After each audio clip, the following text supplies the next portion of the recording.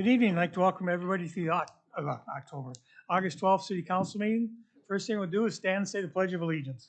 Don't rush. I know it.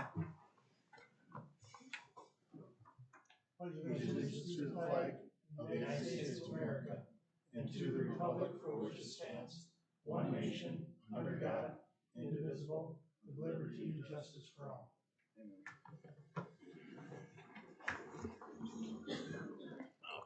Okay, Amy, can we have a roll call, please? Bierstead, Here.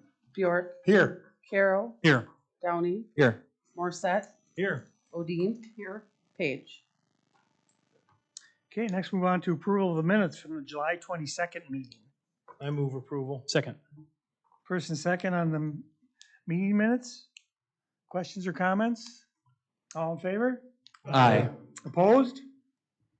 Okay, next we'll move on to approval of the bills with Councilmember Downing. Mr. Mayor and Council, I move approval for the bills in the amount of $2,597,907.51, subject to the Comptroller. Second. First and second on bills. Questions or comments? All in favor? Aye. Opposed? Okay, next move on to public comments. If there's anybody in the audience want to stand up and talk about something, now would be the time. As always, everybody's got 2 minutes, so and remember to name, address, phone number for us.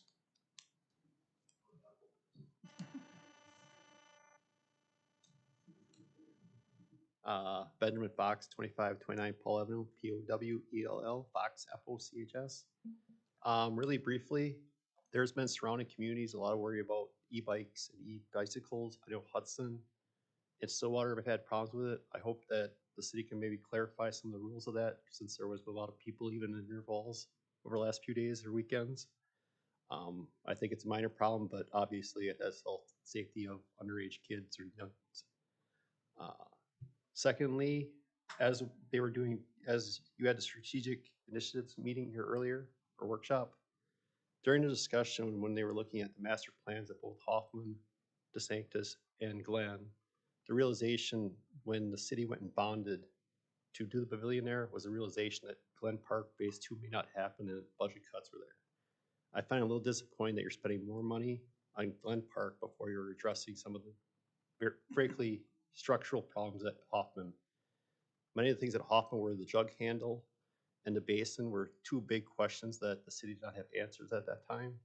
So now that the city has better answers on that, I think that you should be moving that a little ahead as you take the bonding of Glen Park off for the pavilion. And I think that's about enough for tonight. So thank you. Thank you.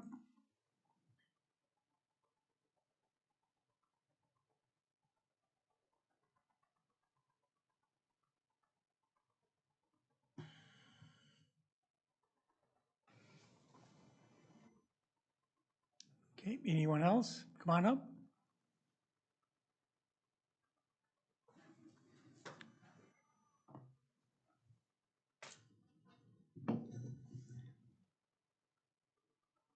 Good evening. You've had a long evening already. I am William Hanson, N8723, 1025th Street, River Falls. I have some continuing good news. Our Junction Falls Hydro produced over 110,000 kilowatt hours of renewable electricity in July. This is our highest monthly production of the year and continues on track to produce over 1 million kilowatt hours of electricity in 2025. Good news for the environment and for our electric utility ratepayers. Thank you. Thank you.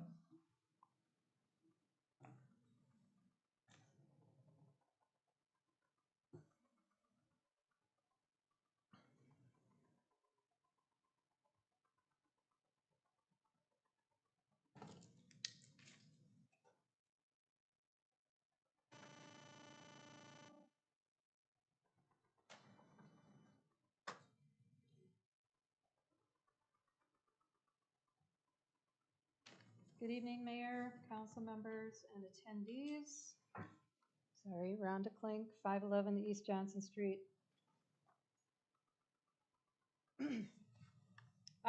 Please let me start by reminding everyone that Silence does not mean acceptance. I'm choosing to speak now, and I bring to you valid concerns. I choose to be an Esther by standing up for what is right, even when it's difficult. Let's all choose to be an Esther. Every voice matters, and sometimes you have to be brave, even when you feel like you're the only one. I believe God will give us the strength we need. I will list a few things now and give you reassurance these concerns will be expounded upon, and perhaps other concerns will arise. Dogs at large, people not picking up dog feces, dogs not licensed, fireworks, noisy home businesses in residential areas, unreasonably loud vehicles and motorcycles, leaves and other refuse being burned in backyards, need for more speed limit signs and other signs that will help River Falls citizens be better River Falls citizens.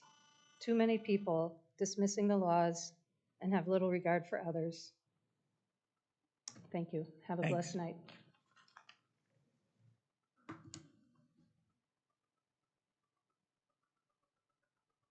Anybody else have anything?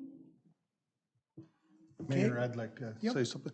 I just want to pass along the news, and I think many have already heard this, but our condolences to Judy Cafflish and her family. Judy passed away on Saturday night. Judy was a longtime member of the library board. Her husband, Tom, was a council member and also a Pierce County supervisor. And their three kids, Jill, Jody, and Andy, our thoughts are with them, and our condolences. Okay. Next, we'll close the council hearing, open up a public hearing on ordinance 2025, miscellaneous traffic control updates. And this is the second reading. Is there anybody in the audience has anything like to say about this? Okay, we will close the council, or close the public hearing and reopen the council hearing. And I'll take a motion on this first. Mr. Mayor, I make a motion, we adopt ordinance 2025-05. Second. Okay, first and second, questions? All in favor? Aye. Opposed? Okay, consensus, the only thing on the consensus agenda is a resolution to apply for exemption from the county library tax. And I will take a motion on that. I move approval of the consent agenda. Second. Questions or comments on that? All in favor? Aye. Opposed? Next is resolution adopting the 2023 water and sewer service area plans. And I'll take a motion on that. I'll move Mayor, approval. Oh, do we have sorry, we have a presentation. Oh, you have a if you'd like. presentation. Oh, Excellent. I'm sorry. You can let Chris off the Chris hook will- if you'd Chris- like, but. Sorry, Chris. Chris will give us a little Chris is one of our planners. He'll give us a little presentation on this. Thank you, Mr. Mayor, council members. My name is Chris Bunger. I'm the senior civil engineer. Tonight I'll be giving a brief presentation on council item number 4, which is updates on the city's water and sewer service area plans. So the purpose of the service area plans is to take stock of the current condition of the city's water and sewer infrastructure, to plan for maintenance needs for those infrastructure, to determine the potential impacts of future growth on our existing infrastructure, and then to plan for the size and location of future infrastructure. Our initial plans were written in 1999 and 2000, and then updated in 07 and 09. Given all of the development and annexations, the city thought it would be a good idea to update those plans again. And so that project went out for bid in 2023, and the city awarded Strand and Associates that contract. And I'll mention that the DNR does require review and approval of these plans, and they require that it goes through a public process, which is why we're talking about it here tonight. As well as the UAB already considered and recommended adoption of these plans. I'll start with the sewer plan, and here's a picture of the biosolids drying facility over at the wastewater treatment facility. So when they're doing the study on the sanitary areas, they consider 3 areas. This black bordered area here is the sanitary service area, and that's a little smaller than the city limits. The second area is the urban area boundary, and that's established by our 2023 comprehensive plan. And then there's also a 1 mile out boundary. So that's 1 mile out from the urban area boundary, which ends up being a pretty big area. So based on the future land use map that was established in the 2023 comprehensive plan, various flow rates were assigned for the different land uses, and that was used to model our existing and future infrastructure. And so while our system is generally in good condition, the modeling did identify 2 projects that might be needed sooner rather than later. There's 2 interceptors that are currently at about 50% capacity, and good engineering practice dictates that once you hit about 50% capacity, you want to consider upsizing those pipes. The remaining projects on this list that was generated by the study will only be necessary to accommodate future annexations and developments outside of our existing service area. But this is very useful information for capital cost studies associated with annexations. Here's a map of the city, and it shows the various different projects that are in that list. And I'll zoom in on the 2 projects that I listed as more timely. And those are for the Lameti Interceptor, which starts up here on Summit Street, about where the North Interceptor project ended, and continues south and crosses the Kinney and continues along the west side of the Kinney, past City Hall here, all the way down to the power plant, and crosses the Kinney again, where it empties into the Common Interceptor, which is the other project, and then it continues and crosses the Kinney again and enters the wastewater treatment facility. So these 2 projects are going to be seen by the council later on in the draft CIP.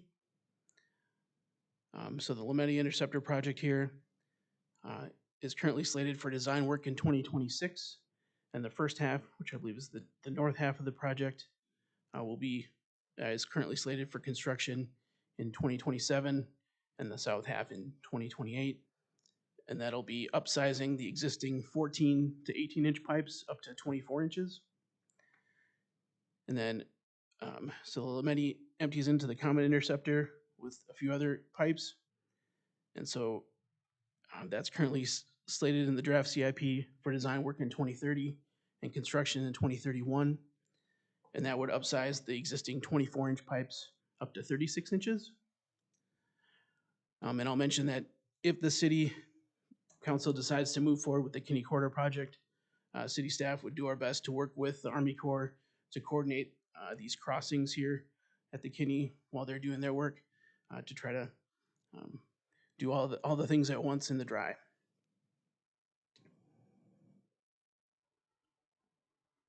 Moving on to the water plant update, I've got a picture of the Gulfview Tower that's currently being sandblasted and recoated. And they actually started recoating the outside today, and they're hoping to be done with the coating process in a couple weeks and done with the whole project in about a month. So the water plan had the same general goals and methodology as the sanitary plan. And I'll mention that the DNR didn't used to have to review and approve these plans, but they added that requirement last year. So this is sort of a busy figure. It shows our existing infrastructure here. The solid lines are pipes, and the dots are hydrants. And then these dashed lines are potential future water mains, and the colors represent various pipe sizes. And so this study also shows that our system is in decent shape. It predicts that there will be a 28% increase in daily water supply demand, but that our existing infrastructure will be adequate to provide that. So this future needs modeling is going to help us, will also help us complete those capital cost studies for annexations. And this data will also help us figure out water pressures and fire flows in various areas of the city. They also came up with a recommended list of projects. I already mentioned the Gulfview tank repainting project. There's two other projects that are more timely.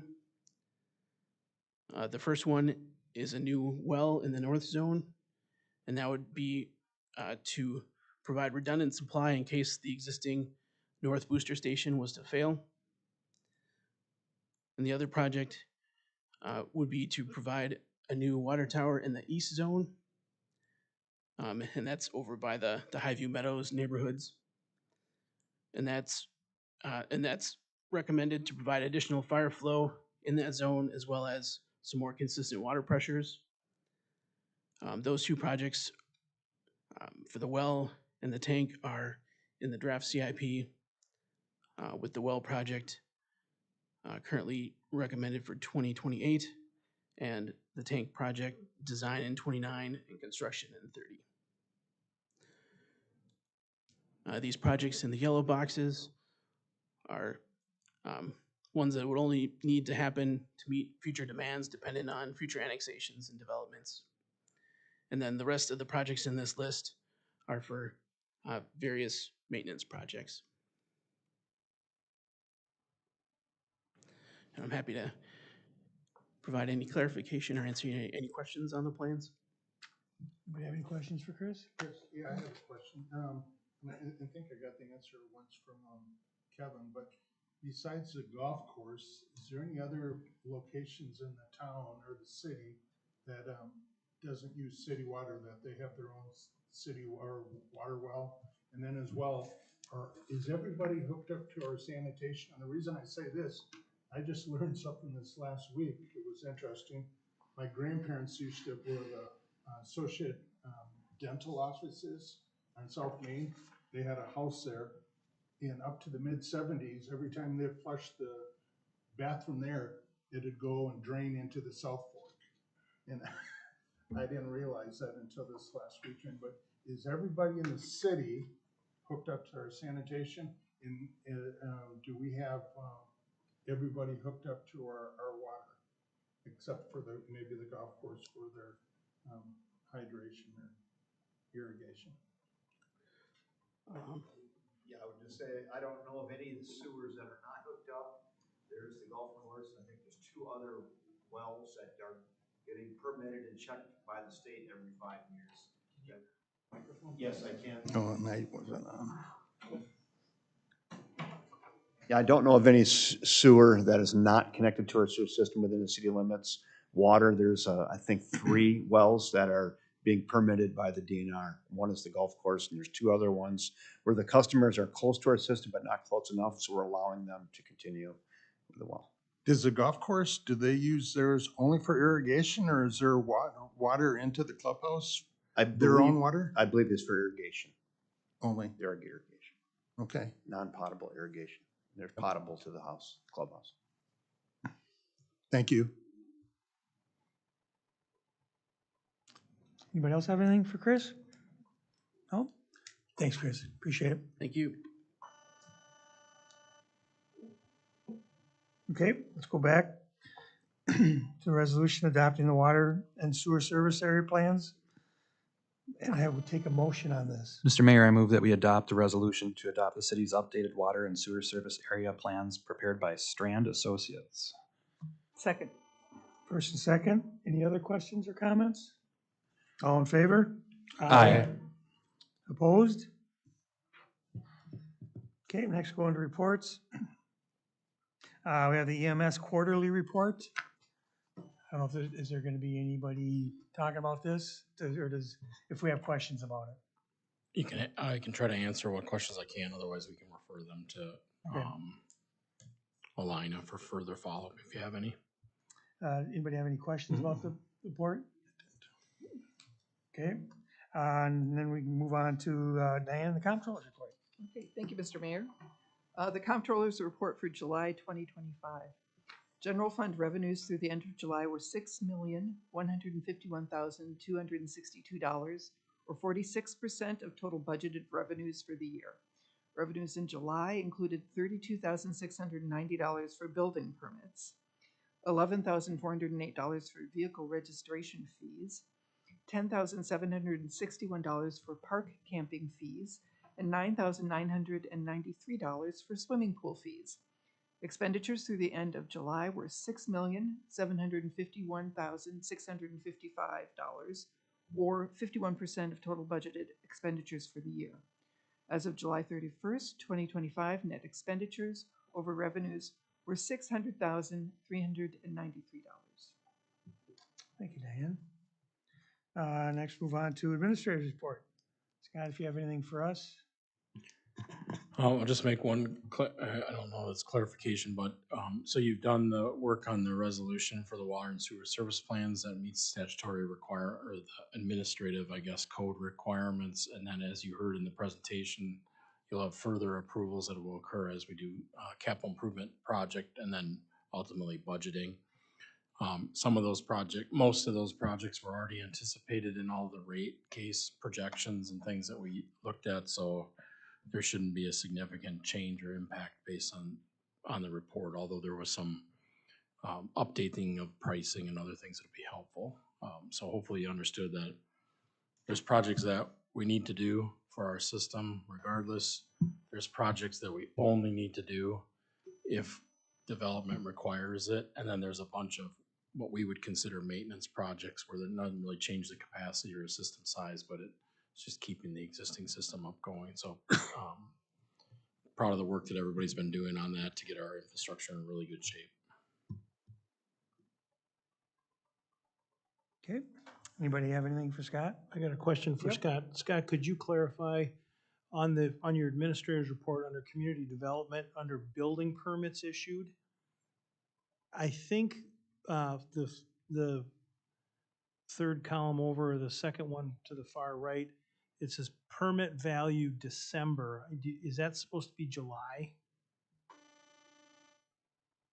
I believe so, yes. Because I was gonna say, if all we had last year was $3 million and this year we got 52, we're doing really good.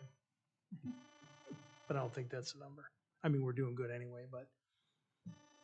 I can check and I'll do a Okay, clarifying email to the council on that. thank you. Anybody else have anything? Okay, I got a few good news for August 12th. First, I'd like to thank everybody who attended last week's Community Appreciation event here at City Hall. We hosted nearly 1,000 community members for an evening of food, fun, and great connections. And a special thanks goes out to all the city staff for all the hard work they did and who make this great event possible. The other one is the City of River Falls has launched a new podcast called the KinneyCast.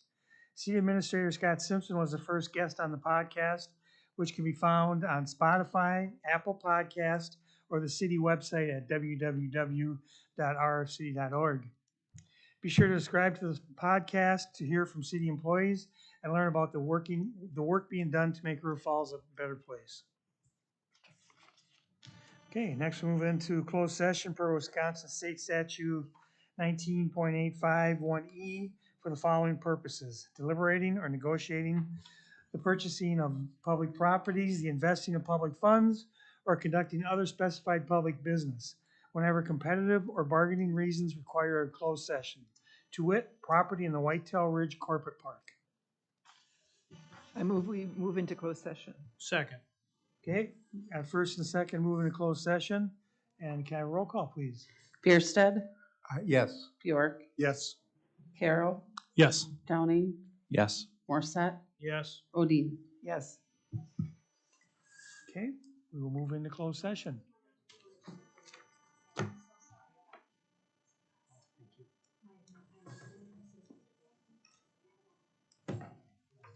What was that?